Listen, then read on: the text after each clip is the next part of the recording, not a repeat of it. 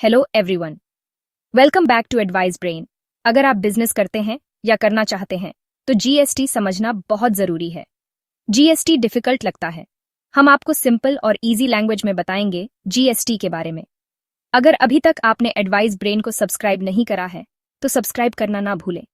और ये हमारी जीएसटी की स्पेशल सीरीज चल रही है जिसमें हम डेली 3 वीडियो लेकर आते हैं और आज हम आपको बताने वाले हैं section 52 TCS related with GST के बारे में। आज की वीडियो 2 पार्ट्स में होने वाली है तो उस वीडियो को देखना भी ना भूलें।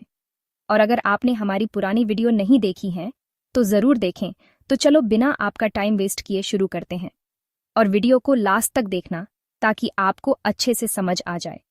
चलो सबसे पहले बात कर लेते हैं टीसीएस अंडर जीएसटी के बारे में। Tax collected at source. TCS का मतलब होता है कि ई कॉमर्स ऑपरेटर अपने प्लेटफॉर्म के थ्रू सप्लाई करने वाले सप्लायर के बिहाफ पर जो कंसिडरेशन रिसीव करता है उस पे टैक्स कलेक्ट करता है। यह टीसीएस नेट टैक्सेबल सप्लाईज पर एक परसेंटेज के रूप में चार्ज किया जाता है। जीएसटी में टीसीएस के provision section 52 of CGST act में दिए गए हैं। चलो अब बात करते हैं जीएसटी के अंडर टीसीएस कलेक्ट करने के लायबल कौन होते हैं। कुछ ऑपरेटर्स जो ई कॉमर्स प्लेटफॉर्म्स को ओन, ऑपरेट और मैनेज करते हैं उनको टीसीएस कलेक्ट करना होता है।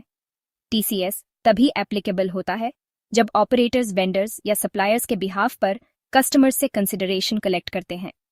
सिंपल शब्दों में, जब ई कॉमर्स ऑपरेटर वेंडर के बिहाफ पर कंसिडरेशन कलेक्ट करता है और उन्हें पेमेंट करता है तो उस पेमेंट से पहले टीसीएस डिडक्ट करके नेट अमाउंट पे करना होता है।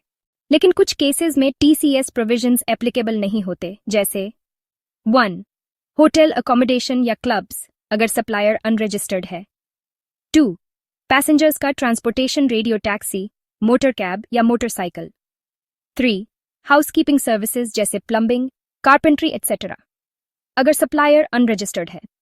एग्जाम्पल के लिए MSXYZ स्टोर्स एक प्रोप्राइटरशिप फर्म फ्लिपकार्ट के थ्रू गारमेंट्स बेच रहा है। फ्लिपकार्ट जो एक ई कॉमर्स ऑपरेटर है XYZ के बिहाफ पर जो कंसिडरेशन कलेक्ट करेगा उस पेमेंट को करने से पहले टीसीएस डिडक्ट करने के लायबल होगा।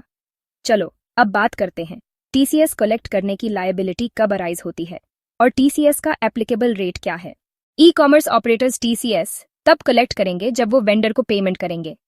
यह पेमेंट वेंडर के बिहाफ पर कलेक्ट की गई कंसिडरेशन होती है जो उसने अपने सप्लाईज के लिए ऑनलाइन पोर्टल के थ्रू रिसीव की होती है। टीसीएस को नेट टैक्सेबल सप्लाईज के वैल्यू पर कलेक्ट किया जाता है। डीलर्स या ट्रेडर्स जो ई कॉमर्स ऑपरेटर्स के थ्रू गुड्स सर्विसेज सप्लाई करते हैं उन्हें पेमेंट टीसीएस डिडक्ट करने के बाद ही मिलेगा। द 10th of जुलाई 2024 के सीजीएसटी नोटिफिकेशन 15/2024 के हिसाब से टीसीएस का रेट अब 0.5% है।